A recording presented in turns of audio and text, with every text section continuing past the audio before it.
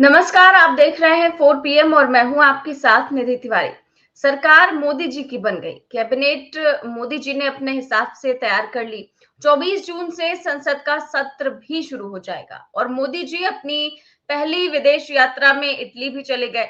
लेकिन बड़ा सवाल ये है कि ये सरकार चलाना क्या वाकई में उतना आसान होगा मोदी जी के लिए जितना 2014 और 2019 में था? क्योंकि अभी तक तो बातें हो रही थी कि प्रेशर आरएसएस की ओर से आएगा, बीजेपी के अंदर से आएगा, एनडीए के अंदर से आएगा। लेकिन पिछले 10 सालों में ऐसा पहली बार देखने को मिल रहा है कि प्रेशर पॉलिटिक्स जो है वो विपक्ष कर रहा है, प्रेशर आ रहा है विपक्ष की तरफ से, प्रेशर नहीं एक तरह से चैलेंज आ रहा है। और आज सुबह एबीपी न्यूज पर एक खबर चलाई गई जिसमें बताया गया कि आखिर ये सरकार कब गिर जाएगी। दरअसल कांग्रेस के टॉप सोर्सेस का हवाला देकर एबीपी न्यूज ने खबर चलाई, ब्रेकिंग न्यूज चलाई कि कांग्रेस के टॉप सोर्सेस के हवाले से खबर है कि कांग्रेस जब चाहे इस सरकार को गिरा सकती है। और ये जो खबर है ऐसे हवा हवाई तो चलाई नहीं गई होगी, जाहिर सी बात है कि एबीपी न्यूज उन जो टॉप सोर्सेस है उनसे किसी रिपोर्टर को कोई जानकारी मिली होगी। तो बड़ा सवाल ये है कि कांग्रेस के टॉप सोर्सेस अगर इस खबर को लाकर इस खबर को लीक करके क्या जताना चाहते हैं? क्या कांग्रेस वाकई में जब चाहे सरकार गिरा देगी? कि अगर हम वाकई में देखें तो ऐसा कह सकते हैं कि कांग्रेस नहीं पर इंडिया गठबंधन ऐसा कर सकता है। क्योंकि कई जो निर्दलीय सांसद हैं वो भी अब इंडिया गठबंधन के संपर्क में नजर आ रहे हैं। और पहले जो कांग्रेस की संख्या 99 थी और अब तो 102 वो हो ही चुकी है, 3 और सांसद ज्वाइन कर ही चुके हैं और अब निर्दलीय सांसदों की बारी भी है।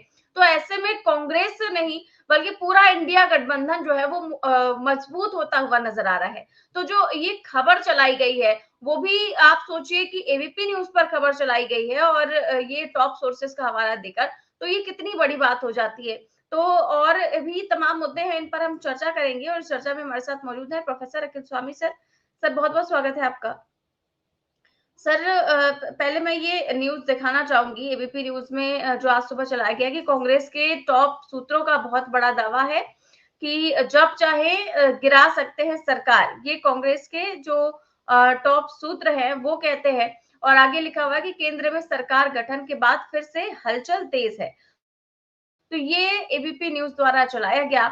और इसके बाद जो है सवाल ये उठता है कि कांग्रेस के टॉप सोर्सेस तो सर या तो सोनिया गांधी, राहुल गांधी, प्रियंका गांधी, खड़गे, यही लोग हो सकते हैं। तो फिर आखिरकार ये जो लीक की जा रही है ये जानबूझकर बातें की जा रही है या फिर ये प्रेशर बनाने की कोशिश की जा रही है एक तरह से सत्ता पक्ष पर? भाई विश्वसनीय सूत्र कोई हो, मैं अगर खड़गे साहब हो, सोनिया गांधी हो, राहुल गांधी हो, किसी के स्टेटमेंट दे देने से एबीपी न्यूज वो न्यूज चला देगा क्या? भाई अपने दिमाग को, अपने विवेक को उपयोग करिए कि आज जो परिस्थिति है, जिस प्रकार चंद्रबाबू नायडू ने बीजेपी के विधायक, किसी भी विधायक को मंत्री पद की शपथ नहीं दिलाई है, जिस प्रकार से उसने मुसलमानों को कैबिनेट में स्थान दिया है, दिल्ली में सरकार में मुसलमानों को नहीं दिया गया है, महाराष्ट्र सरकार ने 10 करोड़ का अनुदान वक्फ बोर्ड को दिया है, जिस प्रकार से मोदी जी से मोहन भागवत जी ने संबंध स्थापित किया है, कोई सूत्र बताए ना बताए, ये बिना सूत्र के बताए ही हम लोगों को पता है कि सरकार गिरने वाली है। जब पूरे हिंदुस्तान से हर जगह से ये मैसेज आ रहे हैं, एकनाथ शिंदे जो है वो मोदी जी पे सारा आरोप लगा रहे हैं कि 400 पार का नारा आपने दिया और हमारी ऐसी की तैसी करा दी। संजीव बलियान और संगीत सोम एक दूसरे से भिड़े हुए हैं। जो योगी जी के भक्त हैं वो बच्चे वो योगी जी के खिलाफ कोई कार्रवाई हो उसके लिए तलवार खोल के खड़े हुए हैं। तो पूरे हिंदुस्तान से ये कोई सूत्र बताए न बताए, ये तो हमारे विवेक और किसी भी जनता का, हिंदुस्तान का आदमी जानता है कि आज के तारीख में जब महंगाई बढ़ रही है, जब बेरोजगारी बढ़ रही है, जब चारों तरफ से तूफान उठा हुआ है, जबकि अध्यक्ष पद के लिए मार मची हुई है, जब आप देख रहे हैं कि सब लोग मोदी जी के सामने नतमस्तक हुए चले जा रहे हैं, नितिन गडकरी हाथ नहीं जोड़ रहे हैं, जब पूरे हिंदुस्तान से हर कोने से आपको खबर मिल रही है कि लोग मोदी जी के खिलाफ बगावत करने के लिए तैयार बैठे हैं, सूत्र बताएं ना बताएं। अब सूत्र में बताया है, छोटे से पत्रकार को, पत्रकार ने एबीपी न्यूज को बता दिया, एबीपी न्यूज ने खबर चला दी। ये इतना इंपॉर्टेंट नहीं है, इंपॉर्टेंट ये है एबीपी न्यूज ने खबर चलाई है। ये खबर यूट्यूब में चली गई होती तो एक बात थी, अब कल रिपब्लिक भारत चलाने लगे, कल जो है एबीपी न्यूज चलाने लगे, आज तक चलाने लगे, इसका मतलब यह है गोदी मीडिया समझ गया है कि उनके भी पलटने का समय आ गया है। बिल्कुल ठीक बात कह रहे हैं सर आप। और इस बार हम बात करें अगर विपक्ष की, तो जिस तरह से कहा जा रहा है इस बार विपक्ष इतना मजबूत हुआ है, एक तरह से जितने लोग संसद में सत्ता पक्ष के होंगे उसमें से बस कुछ ही कम विपक्ष के होंगे। तो इस बार पुरजोर तरीके से विपक्ष जो है वो जनता की आवाज उठा सकेगा। और आपको नहीं लगता कि इस बार संसद का माहौल कुछ अलग ही देखने को मिलेगा? नहीं नहीं, बिल्कुल देखने को मिलेगा। और संसद का मतलब ही ये होता है, संसद का मतलब ये होता है कि जो विपक्षी दल के लोग जनता की आवाज को उठाएं, उसको सत्ता पक्ष जवाब दे और वहां जाके छाती को न पीटे कि एक अकेला सब पर भारी। कोई किसी पे लोकतंत्र में भारी नहीं होता है। लोकतंत्र में जनता ही ईश्वर है, जनता ही परमेश्वर है और जनता ही निर्णय लेती है, जनता ही सिंहासन में बिठाती है और जनता ही सिंहासन से उतारती है। अखिलेश यादव वहां पे बैठेंगे, वहां पे मीसा भारती बैठेंगी, वहां पे राहुल गांधी बैठेंगे, वहां पे जब ये लोग बैठेंगे सब तेज तेज लोग बैठेंगे और महाराष्ट्र के लोग बैठेंगे और राजस्थान के 12 लोग बैठेंगे कांग्रेस के और उनके अलाइंस पार्टनर के, जब सीपीआई-एमएल के लोग बैठेंगे, जब समाजवादी पार्टी के दिग्गज नेता बैठेंगे, जब अयोध्या से जीते हुए जो सांसद हैं वो बैठेंगे, तब पता चलेगा कि किस प्रकार से तुमने सरकार 10 साल चलाई है और इस बार तुम्हें जवाब देना पड़ेगा, जनता के सवालों का जवाब देना पड़ेगा। और इस समय मंत्री ये कह रहे हैं कि नीट के एग्जामिनेशन में बच्चे जो है ये लोगों के भड़काए हुए हैं। अरे भड़काए हुए हैं, बच्चों के जीवन के साथ खिलवाड़ करते हो और उसके बाद बच्चों के जीवन किस प्रकार से बच्चे अवसाद में हैं, उनके माँ बाप किस प्रकार से अवसाद में हैं, इसकी कल्पना नहीं। तुम इस तरह का निर्लज्जता पूर्वक बयान दे रहे हो कि बच्चे जो हैं भड़काए हुए हैं। बच्चों की फीस बढ़ा देते हो, बच्चों के खर्चे बढ़ा देते हो, उनको नौकरी नहीं देते हो और जब वो बोलने आते हैं कहते हैं ये भड़काए हुए हैं। किसान भी भड़काए हुए हैं, बच्चे भी भड़काए हुए हैं, औरतें भी भड़काई हुई हैं, पहलवान भी भड़काए हुए हैं। अरे तुम लोग जो है देश में लोकतंत्र को खत्म करके, संविधान को खत्म करके एक तंत्र को, तानाशाही को स्थापित करते हो। ऐसे लोगों की सरकार तुरंत गिर जानी चाहिए। आज कल गिरने वाली हो तो आज गिर जानी चाहिए। बिल्कुल ठीक बात है सर। और एक बहुत ही अहम सवाल, क्योंकि हमेशा से आपने भी देखा होगा, क्योंकि आप अपने समय की बात करते हो, और हमेशा से परंपरा रही है कि स्पीकर पहले विपक्षी पार्टी का होता था और अब तो यही है कि स्पीकर भी उसी पार्टी का होता है जिसकी सरकार है और डिप्टी स्पीकर भी उसी पार्टी के। और डिप्टी स्पीकर तो सालों हो गए, उनका चुनाव ही नहीं कराया गया, कोई डिप्टी स्पीकर ही नहीं बनाया जाता। आपको नहीं लगता कि ये बहुत चिंता की बात है इस लोकतंत्र के लिए? आप, क्योंकि डिप्टी स्पीकर का पद 10 साल से जो है खाली रखे हुए अभी तक। अरे नितिन गडकरी को बना दीजिए स्पीकर आप। चलिए मत बनाइए टीडीपी के किसी आदमी को, नितिन गडकरी को बना दीजिए। हम लोगों का पूरा विश्वास है और फिर देखेंगे संसद कैसे चलती है।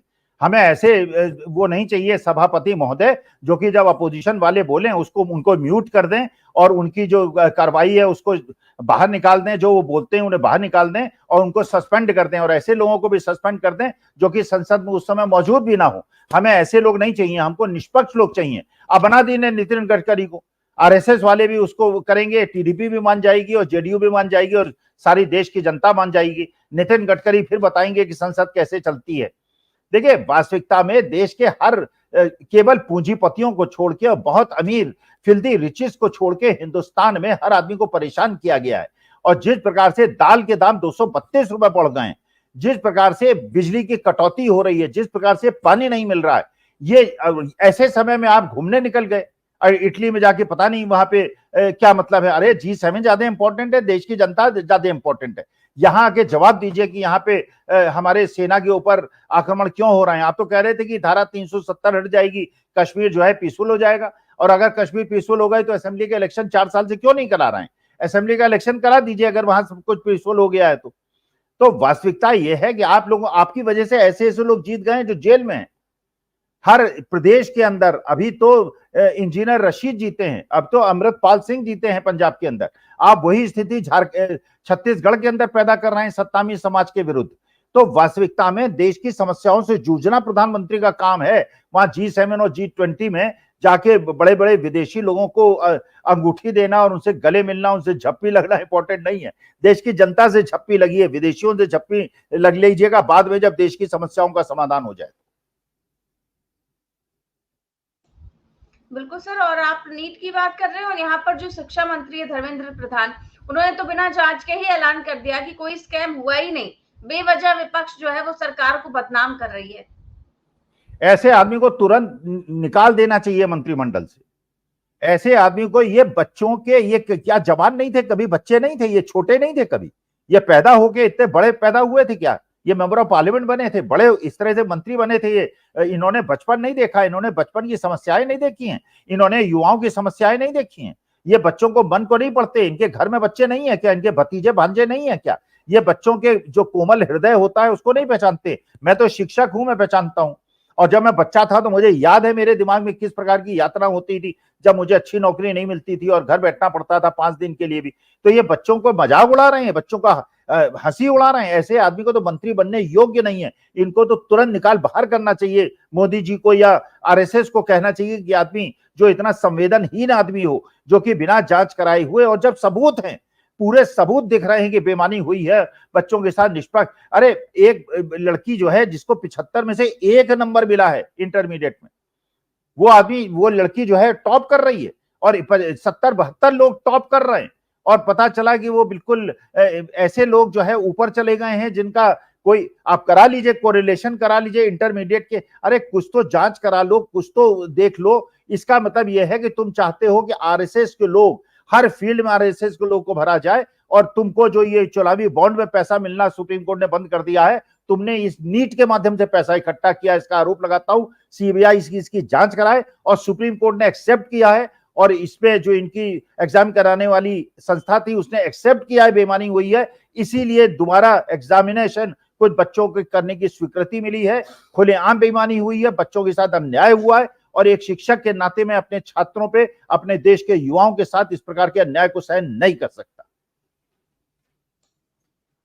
बिल्कुल सही बात है सर। और आपने आरएसएस की बात की, और आरएसएस तो ऑलरेडी मोर्चा खोले हुए है बीजेपी के खिलाफ, और अब तो ये सारे मतभेद खुलकर सामने आने लगे हैं। चुनाव नतीजों के बाद से लगातार जो संघ है वो बीजेपी पर हमलावर है, और संघ प्रमुख जो मोहन भागवत है, अब उनके बाद आरएसएस की जो राष्ट्रीय कार्यकारिणी की सदस्य हैं इंद्रेश कुमार, उन्होंने भी बीजेपी पर निशाना साधा है। और वो कह रहे हैं कि जो श्री राम है वो सबके साथ न्याय करते हैं। और 2024 के नतीजों को ही देख लीजिए, जिन्होंने राम की भक्ति की लेकिन उनमें अहंकार आ गया और उनको सबसे बड़ी पार्टी घोषित कर दिया गया। तो उनको जो पूर्ण हक मिलना चाहिए, जो शक्ति मिलनी चाहिए, वो भगवान ने अहंकार के कारण रोक दी, और जो है उन्हें 241 पर ही रोक दिया गया। तो यहाँ पर तो साफ तौर पर जो खुलकर सामने आ रही है ये जो नाराजगी है, तो ये नाराजगी भी कहीं ना कहीं नुकसान पहुंचा सकती है इस सरकार को। देखिए, ये नाराजगी है या नौटंकी है, भी मैं निर्णय नहीं ले सकता। भाई, मणिपुर की घटना तो 1 साल से घट रही है। क्या मोहन भागवत जी को और इंद्रेश जी को ये नहीं पता था कि मणिपुर में महिलाओं के साथ इस प्रकार का अत्याचार हुआ है? क्या इंद्रेश जी को, मोहन भागवत जी को नहीं पता था कि हमारी पदक विजेता लड़कियों को दिल्ली की सड़कों पे घसीटा गया है? क्या मोहन भागवत जी को नहीं पता था कि किसानों को किस प्रकार से उनका अनाचार हुआ, अत्याचार हुआ है, उनको खालिस्तानी और पाकिस्तानी और विदेशी फंडेड कहा गया है? जिस प्रकार से हमारे देश के किसानों ने कोविड के अंदर देश की जो आत्मनिर्भरता है उसको बचाया था और इकोनॉमी को बचाया था, जिस प्रकार से अत्याचार हुआ था, तो आज आरएसएस की आंख खोली हुई है। तो आरएसएस और बीजेपी के झगड़े से हमें कोई मतलब नहीं है, हमें देश की जनता से मतलब है। और जिस प्रकार का ये सरकार हमने पिछले 10 साल के अंदर देखी है, ऐसा हमने 75 साल में नहीं देखी है, बल्कि पूरे विश्व में ऐसी सरकार नहीं देखी है। जहां पे किसान, वहां भी फ्रांस और जर्मनी में भी आंदोलन कर रहे थे, वो भी ट्रैक्टर से आए थे, उनको नहीं रोका गया था, वो राजधानी तक आए थे और मस्ती से अपना आंदोलन करके वापस चले गए थे। यहाँ कीलें गाड़ी गई हैं, यहाँ उनकी आंखें फोड़ी गई हैं। ऐसी निरंकुश सरकार तो मैंने पैदा नहीं हुआ था, लेकिन अंग्रेजों के जमाने में भी नहीं रही होगी जैसी अब हमने देखी है। तो ये मैं बहुत ज्यादा इस पर विश्वास नहीं करता हूं। वो सारा जो जनता का क्रोध है उसको एब्जॉर्ब करने की भी कोशिश करने की एक तरीका हो सकता है कि लोगों का विद्रोह जो है मोदी जी के खिलाफ, उसको एब्जॉर्ब कर लिया जाए कि देखिए आरएसएस भी ये कर रहा है। लेकिन हाँ, अगर आरएसएस दिल खोल के इसको कह रहा है, इसका माने जनता की आवाज आरएसएस तक लेट पहुंची है, और अब चलिए उन्होंने स्वीकार कर लिया, तो मोदी जी को स्टेप डाउन कर जाना चाहिए और नितिन गडकरी जैसे किसी आदमी को देश का प्रधानमंत्री बना देना चाहिए, और मार्गदर्शक मंडल पे मोदी जी को चले जाना चाहिए, और अमित शाह को गुजरात ले जाना चाहिए अपने साथ, कहीं वहीं अपना कहीं गांधीनगर में या बड़ौदा में जाके सेटल हो जाए। जी सर, आपसे सवाल पूछा एक हमारे रेगुलर दर्शक हैं, वो पूछ रहे हैं कि क्या आपको लगता है कि इस देश के जो पेट भरे हुए अंधभक्त थे, उन्होंने इस इलेक्शन में बीजेपी को 240 सीटें दिलाकर देश के साथ गद्दारी करी है? ये रेगुलर, इनका नाम तो बता दीजिए।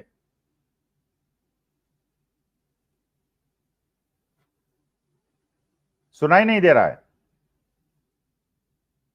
जी, मैंने कहा सायंतन चौधरी इनका नाम है। तो सायंतन जी देखिए, ऐसा है, ये भक्तों के पेट नहीं भरे हुए हैं, ये भी हमारे जैसे आधे पेट हैं, ये भी महंगाई से पीड़ित हैं, ये भी बेरोजगारी से पीड़ित हैं इनके, लेकिन इन्होंने गौमूत्र ज्यादा पी लिया है, गोबर ज्यादा खा लिया है। ये हिंदू मुसलमान के उससे भर गए हैं, बिल्कुल इनको हिंदू मुसलमान का नैरेटिव। इसीलिए मैंने निवेदन किया है, अपनी वीडियो में निवेदन किया है, लोग टीवी देखना छोड़ दें। ये रवीश कुमार भी बहुत पहले से कह रहे हैं, टीवी देखना छोड़ दें। टीवी जहर बो रहा है आपके दिमाग में, झूठी खबरें फैला रहा है, देश को तोड़ रहा है, देश को कमजोर कर रहा है। केवल यूट्यूब तो देखें, ये नहीं कह रहा हूं 4 PM को देखें, आप किसी को देखें, आप ध्रुव राठी को देखें, आप रवीश कुमार को देखें, आप डीबी लाइव को देखें, 4 PM को देखें, जिसको देखें, लेकिन केवल यूट्यूब देखें। यूट्यूब में आपको हर पक्ष मिलेगा, ईमानदारी का पक्ष मिलेगा, सच्चाई दिखेगी।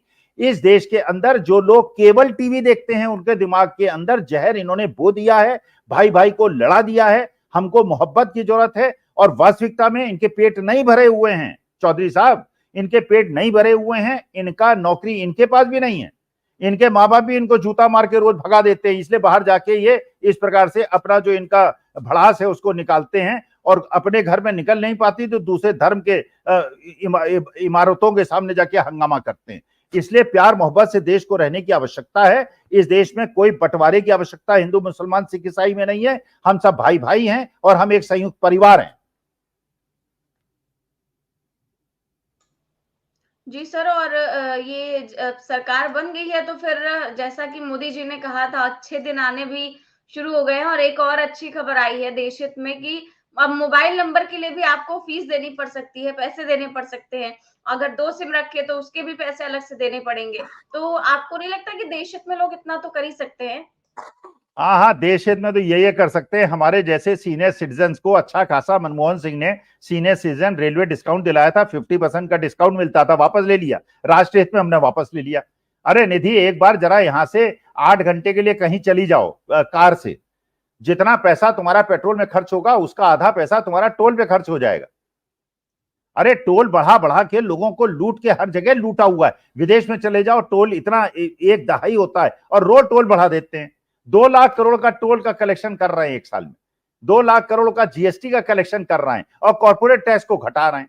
अमीरों को अमीर, अरे आपको आश्चर्य हुआ होगा, धिक्कारना पड़ता है ऐसी, जब वहां पे शपथ ग्रहण कार्यक्रम चल रहा था, सीडीएस 15वें या 20वें लाइन पे पीछे बैठे हुए थे। Chief of defence staff Hindustan के राष्ट्र सेना के सबसे बड़े अधिकारी, और सामने कौन बैठे थे? अंबानी साहब, अंबानी साहब का परिवार 3 या 4थे रो में बैठा हुआ था। बताइए, देश के पूंजीपतियों को इतना सम्मान और देश के सीडीएस का इतना बड़ा अपमान ये देश सहन कर रहा है। ये दर्शक और श्रोता देख लें, इसलिए कृपा करके अब टीवी देखना बंद कर दें। टीवी ही ने दे हमारे देश को अभी तक बर्बादी में, और जैसे जैसे लोग टीवी से शिफ्ट हो रहे हैं यूट्यूब की तरह, वैसे वैसे देश के अच्छे दिन आ रहे हैं। देश के अच्छे दिन आएंगे जब 100 करोड़ लोग हिंदुस्तान में केवल यूट्यूब देखेंगे और टीवी के देखने वालों की संख्या 50 लाख या 60 लाख रह जाएगी। जी सर, और एक और खबर मैं आपको बता दूं कि महंगाई ने 15 महीनों का रिकॉर्ड जो है वो तोड़ दिया है, और थोक महंगाई दर में मई में 2.61% जो है वो महंगाई बढ़ी है केवल इतने ही महीनों में। तो आप सोचिए कि 10 सालों में कहां से कहां आ गए हम। अरे ये तो केवल इनके आंकड़े झूठे हैं, सब फरेबी हैं। ये बेस इफेक्ट ले लेते हैं, कहीं इसको इंक्लूड कर लेते हैं, कहीं उसको एक्सक्लूड कर लेते हैं। महंगाई जो है ये सरकारी आंकड़ों से मत देखिए, ये तो किसी घर की महिला से पूछ लीजिए। अगर घर की महिला आपको बता देगी क्या स्थिति है, घर के खर्चे चलाने में कितनी उसे परेशानी आ रही है। अच्छा चलिए, महंगाई बढ़ भी जाए, निधि परेशानी नहीं होगी, मम्मी से पूछिएगा, अपने पापा से पूछिएगा।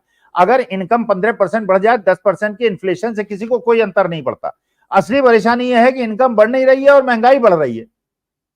भाई इनकम किसकी बढ़ रही है? एक छोटे दुकानदार से पूछ लीजिए, दुकान चल रही है, कहते हैं साहब खाली बैठे हुए हैं, कोई ग्राहक ही नहीं आता है। ठेले वाले बेचारे घूम रहे हैं, उनके फल और सब्जी कोई खरीदने वाला नहीं है, क्योंकि हर आदमी जाके मॉल में, एयर कंडीशनड मॉल में जाके फल और सब्जी खरीद रहा है, ऑनलाइन मंगा रहा है खाना। तो सब खाली पड़ा हुआ है, धंधे चौपट हो गए हैं लोगों के, नौकरियां मिल नहीं रही हैं। और ये सरकार जो है पैसा लूटने में लगी हुई है, जीएसटी बढ़ा रही है, कहीं एग्रीकल्चर इनपुट में बढ़ा रही है, कहीं यूरिया कम कर रही है, कहीं बिस्कुट के पैकेट छोटे कर रही है, कहीं चाय के पैकेट छोटे कर रही है। और जनता इसके बावजूद अगर इनको 240 सीटें दे रही है तो चुनाव आयोग के ही माध्यम से दे सकती है। मेरे देश की जनता इतनी बुद्धिमान है कि इनको एक सीट ना दे, ये सारी बेईमानी से इनको सीटें मिली हुई हैं, क्योंकि आज देश का एक भी आदमी और भक्त भी परेशान है बेचारे, लेकिन वो इतने ज्यादा कमिटेड हैं, 10 साल से इतना ज्यादा गाली गलौज कर चुके हैं, इतनी मारपीट कर चुके हैं कि अब वो पीछे हट भी नहीं सकते। तो उन्हें मजबूरन जो है इनके जो नैरेटिव है उसको आगे बढ़ाना पड़ रहा है। बिल्कुल ठीक बात है सर। और यहाँ पर एक और खबर आ चुकी है। हम लोग तो पीएम मोदी के कार्यकाल के बारे में बात कर ही रहे थे, तो अब खबर आ गई कि प्रधानमंत्री मोदी एक बार फिर से दुनिया के सबसे लोकप्रिय नेता बन गए हैं।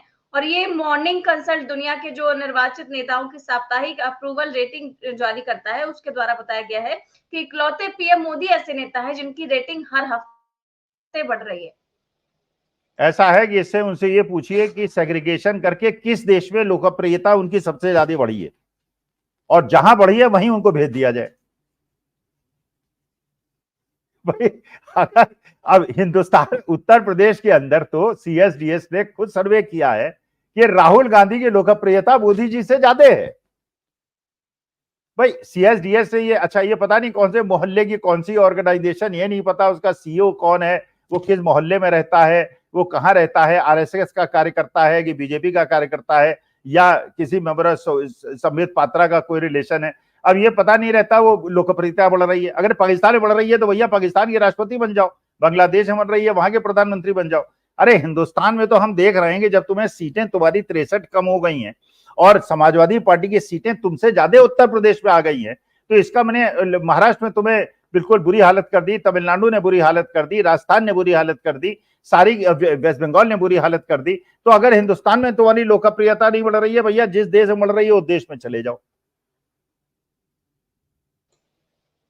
बिल्कुल ठीक बात कह रहे हैं आप। और अब जाहिर तौर पर अब जब संसद का सत्र शुरू होगा और उसके बाद जो तस्वीरें निकल कर सामने आएंगी वो काफी दिलचस्प होगी। जैसा कि अखिलेश यादव यूपी विधानसभा में जिस तरह से मजाक के साथ साथ सरकार से सवाल भी पूछते हैं, सवाल उठाते हैं, वो गरजेंगे। एक तरफ राहुल गांधी है, महुआ मोइत्रा किस तरह की सवाल पूछती हैं आप जानते ही हैं। तो इस तरह से जो विपक्ष है वो इस बार जब सत्ता पक्ष को घेरने की पूरी तैयारी कर चुका है। और आपको लगता है कि जो एक तो संसद सत्र बेहद दिलचस्प तो होने ही वाला है, इसके साथ साथ एक खबर ये भी चल रही है कई अंदर खाने कि जो नीतीश कुमार है और चंद्रबाबू नायडू है वो असली खेल हो सकता है कि अपना विधानसभा चुनाव जो संसद का सत्र चल रहा होगा उसमें कर दे, क्योंकि वहां पर तो फ्लोर टेस्ट का सामना करना पड़ेगा जो कि अभी तक हुआ नहीं है। नहीं नहीं, देखिए हो सकता है, इसीलिए देखिए मेरे को जो सूत्र, जैसे ये बीबी वालों के सूत्र हैं, मुझे सूत्रों ने बताया है, उन्होंने ये कहा है कि 10-12 सीटें भाई इंडिपेंडेंट्स की आप इकट्ठी कर लीजिए, एकनाथ शिंदे और अजीत पवार को अपने साथ कर लीजिए, बीजेपी के 3-4 सांसदों को वेस्ट बंगाल के अंदर अपनी तरफ कर लीजिए, और जिस दिन ये कर लीजिएगा, जिस दिन 20 इकट्ठे कर लीजिएगा, हम अपने सांसद लेके आपके पास चले आएंगे और इंडिया की सरकार बना देंगे। क्योंकि हमारे आने से, केवल हमारे आने से आपकी सरकार नहीं बन रही है, तो पहले हमें दिखा दीजिए कि आप 20 सांसद ले आए। तो देखिए 10 सांसदों का तो इंडिपेंडेंस का इंतजाम हो गया है। अब इन्हें केवल जो है अजीत पवार को अपने साथ करना है, वाईएसआर कांग्रेस को अपने साथ करना है, और उसके बाद टीएमसी के भी संपर्क में 3-4 सांसद हैं। और इन सब चीजों के बाद अभी उत्तर प्रदेश में देखिए कितनी जूतम बाजार बची हुई है। मोहन भागवत जी की योगी जी से मुलाकात हुई है, उत्तर प्रदेश के अंदर अभी देखिए क्या होने वाला है। तो ये जो सारा खेल है अभी आप देखिए, इसीलिए लोग गिनती गिन रहे हैं। कोई कह रहा 15 दिन में गिरेगी, कोई कह रहा 1 दिन में गिरेगी, कोई कह रहा 2 महीने में गिरेगी। और मोदी जी यही सब झंझटों से बचने के लिए कि जनता का जवाब न देना पड़े कि जवानों पे आक्रमण क्यों हो रहे हैं, नीट परीक्षा में लीक क्यों हो रहा है, बेईमानी क्यों हो रही है, वो अपना इटली में जाके आनंद ले रहे हैं। और इटली में जाके आनंद लेंगे, कहीं झप्पी लगेंगे, वो सीढ़ी में चलेंगे, सबसे आगे चलेंगे, कहेंगे मैं सबसे बड़ा नेता हो गया, कहीं सर्वे करा देंगे किसी नरही टाइप, जो लखनऊ में नरही का बाजार है वहां का कोई सर्वे एजेंसी होगी, वो अपना सर्वे करा देगी कि साहब वो सबसे लोकप्रिय नेता है। अरे लोकप्रियता अपने देश में स्थापित करो भाई। हमें मॉरिशस में या साउथ अफ्रीका में तुम्हारी अगर पॉपुलैरिटी बढ़ रही है तो उसका हम क्या करेंगे? जी, बिल्कुल ठीक बात है सर। बहुत-बहुत शुक्रिया आपका आज की चर्चा के लिए। तो आप देख रहे थे आज की चर्चा। जिस तरह जो मीडिया है या यूँ कहें गोदी मीडिया है, वो खबरें चलाता है सूत्रों के हवाले से। हालाँकि सूत्र कितने विश्वसनीय होते हैं ये अलग बात है, लेकिन जिस तरह से बड़ी खबर ये है कि ये मीडिया ने खबर चलाई है, वो भी मेन स्ट्रीम मीडिया ने ये खबर चलाई है, तो ये ज़ाहिर तौर पर इम्पोर्टेंट हो जाती है, जिसमें ये कहा गया है कांग्रेस के विश्वसनीय सूत्रों द्वारा कि हम जब चाहे सरकार गिरा सकते हैं। तो एक तरह से प्रेशर पॉलिटिक्स जो है वो विपक्ष की तरफ से खेली जा रही है, और जो विपक्ष है वो भी अब 10 सालों में पहली बार इतना मजबूत हुआ है कि इस तरह की प्रेशर पॉलिटिक्स खेली जा सके, और संसद में भी विपक्ष की जो मजबूती है वो काफी ज्यादा देखने को मिलेगी। इस बार जब संसद सत्र शुरू होगा तो काफी ज्यादा दिलचस्प होगा, क्योंकि एक तरह से जितनी संख्या एनडीए के पास है, जितनी संख्या बीजेपी के पास है, उससे केवल थोड़ी ही कम जो है वो विपक्ष के पास होगी। तो एक तरफ से इधर से भी जो है काफी चीजें कही जाएंगी, उधर से भी बयानबाजियां की जाएंगी, तो काफी ज्यादा दिलचस्प ये सत्र देखने को मिलेगा। तो इन्हीं सब चीजों पर हमने चर्चा की। कैसे लगी आपको ये चर्चा, हमें कमेंट बॉक्स में जरूर बताएं। चैनल को सब्सक्राइब भी करें और ज्वाइन भी। नमस्कार।